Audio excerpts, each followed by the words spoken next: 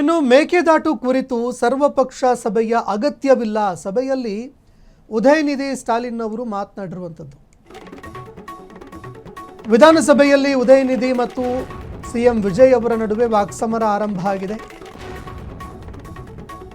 ಕರ್ನಾಟಕದೊಂದಿಗೆ ಮಾತುಕತೆ ಮಾಡೋದರಲ್ಲಿ ತಪ್ಪೇನಿದೆ ಅಂತ ಸಿಎಂ ವಿಜಯ್ ಅವರು ಹೇಳಿದ್ದಾರೆ.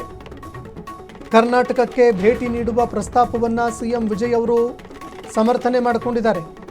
ಮೇಕೆದಾಟು ಅಣೆಕಟ್ಟಿನ ವಿರುದ್ಧ ವಿಧಾನಸಭೆಯಲ್ಲಿ ನಿರ್ಣಯ ಕೈಗೊಳ್ಳಲಾಗುತ್ತೆ. ಈ ವಿಚಾರದಲ್ಲಿ ಕೀಳು ಮಟ್ಟದ ರಾಜಕೀಯ ಮಾಡೋದು ಬೇಡ. ಉದಯನಿಧಿಗೆ ತಮಿಳುನಾಡು ಸಿಎಂ ವಿಜಯ್ ಅವರು ತರಾಟೆಗೆ ತೆಗೆದುಕೊಂಡಿದ್ದಾರೆ. ಈ ವಿಚಾರದಲ್ಲಿ ಸಣ್ಣ ಮಟ್ಟದ ರಾಜಕಾರಣ ಮಾಡುವಂಥದ್ದು ಬೇಡ ಅಂತ ಕಿಡಿಕಾರಿದ್ದಾರೆ. மாண்புமிகு பிரதமர் அவர்களுக்கும் அனுப்பி வச்சிருக்கிறோம். அதோடு நாம் அப்படியே இருந்துடல.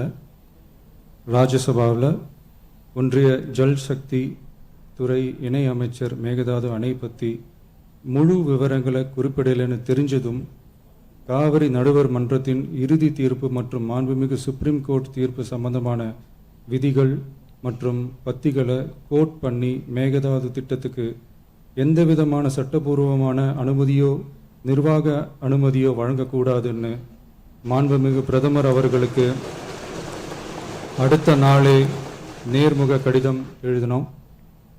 காவிரி நதிநீர்